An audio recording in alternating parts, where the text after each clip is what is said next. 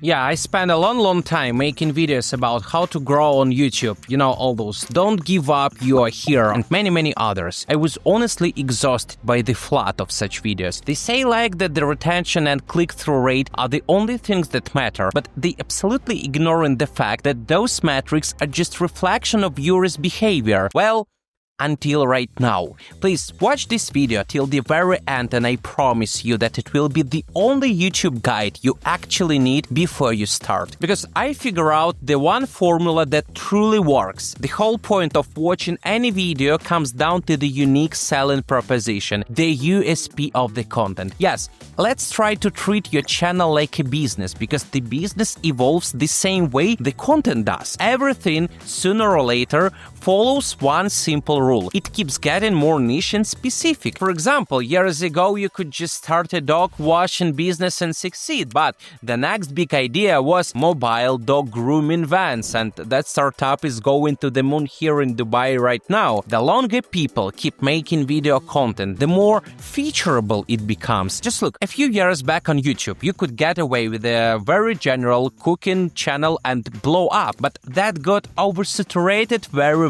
fast. So, new channels started niching. One focused only on desserts, like Alexander from Gesund und Schnell, my client. Another, like me, only on Italian dishes, specifically on lasagnas. Yeah, this sounds weird, but that is Guten Hunger for 20k subscribers. Yeah, guys, just look at the statistics of this channel. 216k for a lifetime for sure. Yes, for more than 2 years. That's pretty nice. Yeah. It actually worked, unlike the basic cooking about everything channels. Basically, each unique angle, each USP became the basis of a new channel. And now you can see this endless segmentation because content creators try to find new fresh hooks and USPs, so-called by me. So guys, before you fret about your thumbnail colors or your video lengths or the day you should post, please ask yourself, what is my USP? But first, how to create your own USP? How to find this viral USP that will actually work rather not. And let me illustrate with an example. I am a huge Formula 1 fan. I loved it since I was a kid. I have even spent 10 grands for VIP tickets for my whole family recently. So I started watching a ton of F1 content on YouTube. But why do those F1 news channels suck so much? No, like seriously, look at their views. But on the other hand, basically everybody in the fan base, we all wanna hear what a driver said or whatever. At first glance, seems that they do everything right. They just supply what the viewer want. But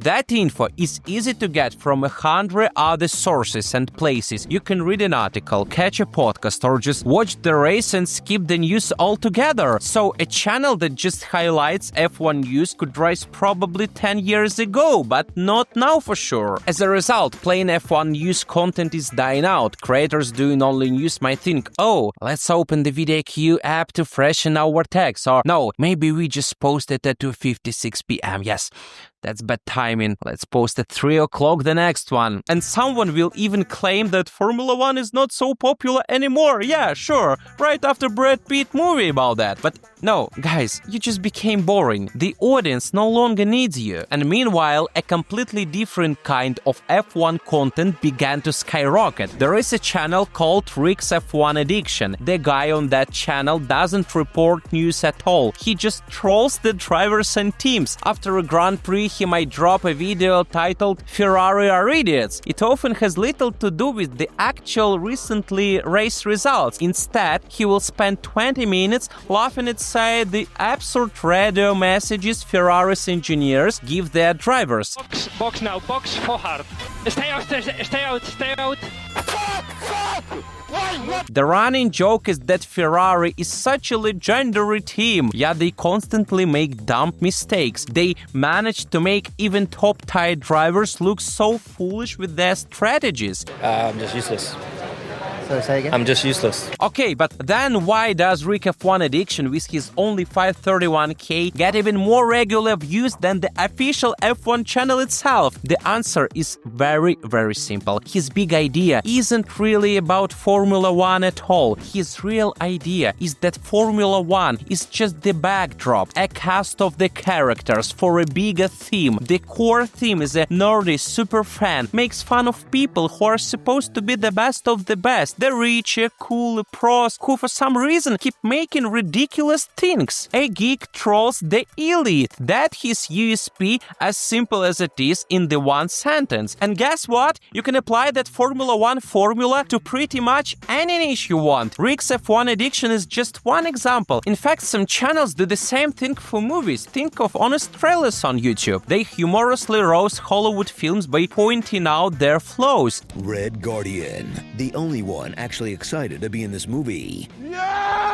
The formula is the same. The specific niche, Formula 1, movie, tech, whatever you want. It is just the setting for that idea. Every successful idea can be broken down into a simple formula. It usually involves a conflict or surprise, a premise you can sum up in a few words, and it's scalable across content. For example, Underdog mocks the elite. We watch things like movies, TikToks, YouTube, Instagram Reels, whatever. Trying to get those emotional payoffs. And smart creators understand this. They focus on stealing the idea that triggers those emotions, not the thumbnails or editing style. Do you remember Between Two Ferns? Yeah, they closed, but 3 years later who at once adopted to make celeb surfer on camera formula. Only they swapped plastic ferns for nuclear chicken wings. Yeah, same awkward energy, same dumb question, brand new million of views. You're welcome. And through that humor, the audience feels a connection. Even this millionaire did something stupid just like I might. It is that we are all human feeling robbed in a comedy, and it's gold. There are whole genres of content built on this feeling. Tons of podcasts and shows now have guests feeling humiliating, human moments. It is the same emotional payoff. Notice how different this is from the usual YouTube advice like make your thumbnails brighter or keep posting at the same time. You have to see beyond those surface tactics. It's not about copying someone's intro catchphrase or their thumbnail style. It means identifying the key idea that sparks emotion in their content and then building your own around a similar idea, but implement it in a different way. If you can first capture that kind of idea and then give it your own spin, like the mobile grooming van was a spin on the standard grooming business, then you are on the right track. Congratulations. And if you're an economist, for instance, you could roast the absurdities in big companies' financial reports. You can say something like, how on earth are they counting unsold inventory as profit? These guys are nuts. You could make that informative and hilarious, or you could do in the old boring way. Hello everyone, today I'm going to explain how to properly file your taxes so you don't get in trouble with law. Be sure to watch till the very end and hit subscribe. Anyway, let's get started. And that is exactly why nobody's going to watch. Not because the topic is bad or you're unlucky, but because in the same scenario you're offering the zero USP. You're just another talking head about accounting, and they already have enough of it, believe me. You're not stepping into any interesting role in a story. You're basically a talking instruction manual. Why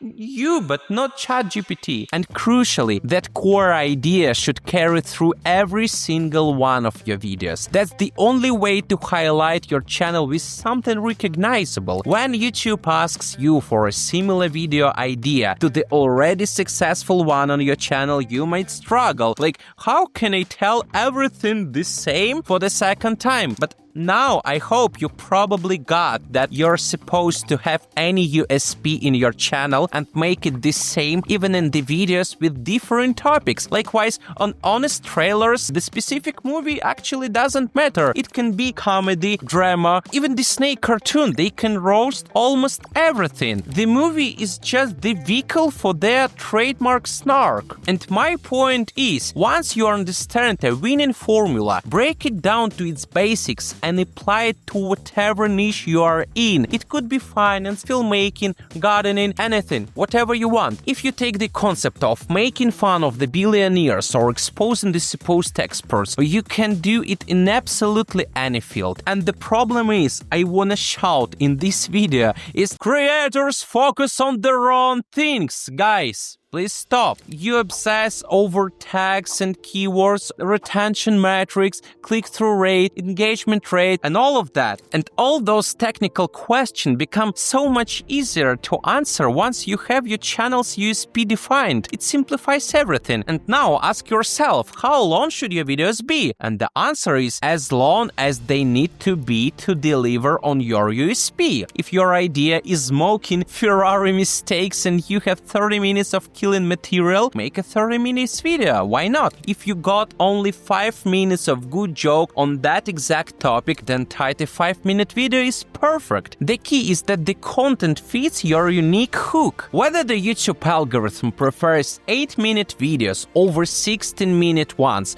or vice versa, it will be distant secondary factor, believe me guys. Sure, maybe one time you drop an hour-long ultra-deep analysis and it momentarily outperforms even Rick's F1 Addiction 20 minutes comedy video on the same topic. Essentially, you made the ultimate guide for the whole Formula 1. Okay, but unless you plan to make your whole channel about ultimate guides, going forward, that one-off success won't stick. If you don't turn your channel into all ultra-detailed guides all the time, that trick won't build a loyal audience. It just becomes pointless. Viewers remember a channel's unique hook, not a one viral guide or any other type of the video. If your next video doesn't carry a clear USP, you will lose whatever momentum you could gain. For example, on my own channel, I talk about things like YouTube rules and myths, but I always frame it like this. Everyone says this is the right way, but I'm gonna to show you how it